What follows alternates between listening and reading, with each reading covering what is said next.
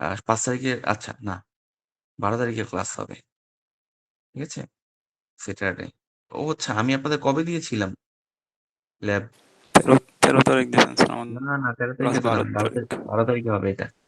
ঠিক আছে? একটু কারেকশন করেন। এটা 12 তারিখে হবে। 12 তারিখের পরে 19 তারিখের হচ্ছে সম্ভবত ফাইনালের আগের দিন। তো আমরা তো ল্যাব ক্লাস পাবোই আর একটা ওদিন ফাইনাল নিতে হবে। 5 তারিখে ক্লাসটা সম্ভবত নাও হতে পারে। তো 12 তারিখে ফাইনালটা দিতে হবে। আমরা আরকি যতটুকু পারি আরকি দেখবো আরকি।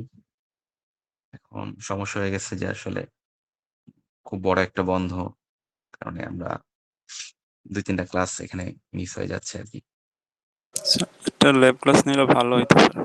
হ্যাঁ, তা তো অবশ্যই। আচ্ছা তারপরেও কিরকম কি আসবে ওইটা বলে দেই যে PHP থেকে হচ্ছে নরমালি PHP র যে কনসেপ্টটা দেখেছেন ওইখান থেকে প্রবলেম সলভিং টাইপের আসবে। জাভাতে জাভাস্ক্রিপ্ট এ যেরকম ছিল।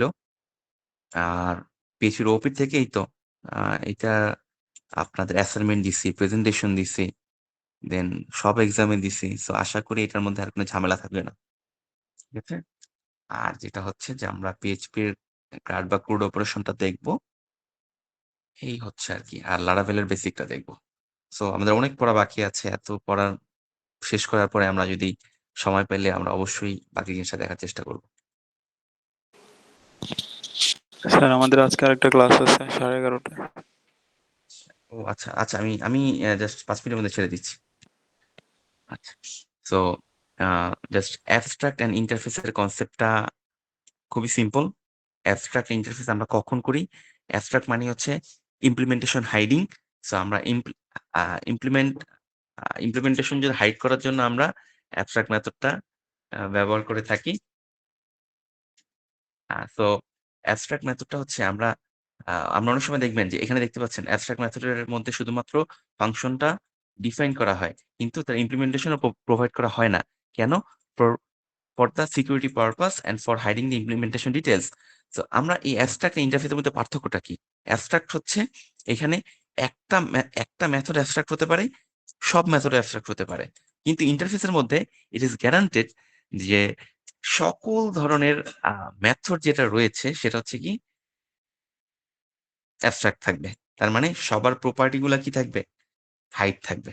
অ্যান্ড আমরা ইন্টারফেসের হচ্ছে দেখতে পাচ্ছি এরকম যে এখানে দেখতে পাচ্ছেন এখানে আলাদা করে অ্যাবস্ট্রাক্ট লিখতে হয় না। কারণ এখানে দেখতে পাচ্ছেন কোনটারই ইমপ্লিমেন্টেশন দেওয়া নেই।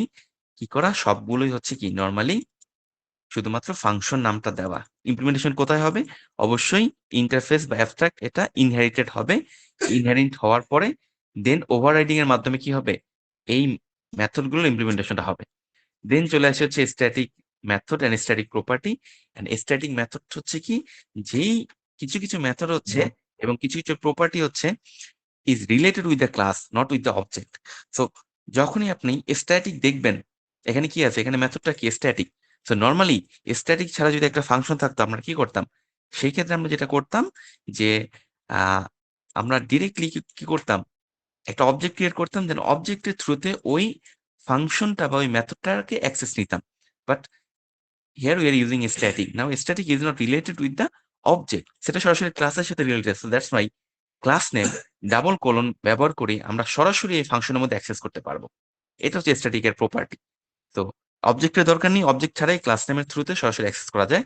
অ্যান্ড এটা হচ্ছে method same with the properties. Properties ও সেম। এখানে দেখতে পাচ্ছেন স্ট্যাটিক একটা প্রপার্টি আছে এবং এটাকে আমরা অ্যাক্সেস করছি কিভাবে?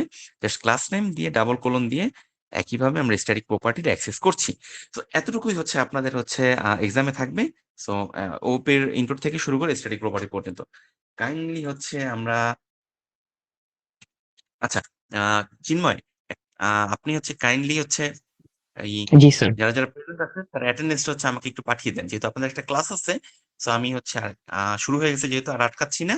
এখানে উপস্থিত আছে ওকে স্যার। সম্ভবত কতজন? ২৩ জন নাকি ৩০ জন? ৩০ জন উপস্থিত আছে। ওকে স্যার, সো আমি এই স্যার ৩০ ওদের জন স্ক্রিনশটটা নিয়ে আপনাকে পাঠিয়ে দিচ্ছি, মানে লিস্ট করে আপনাকে পাঠিয়ে দিচ্ছি।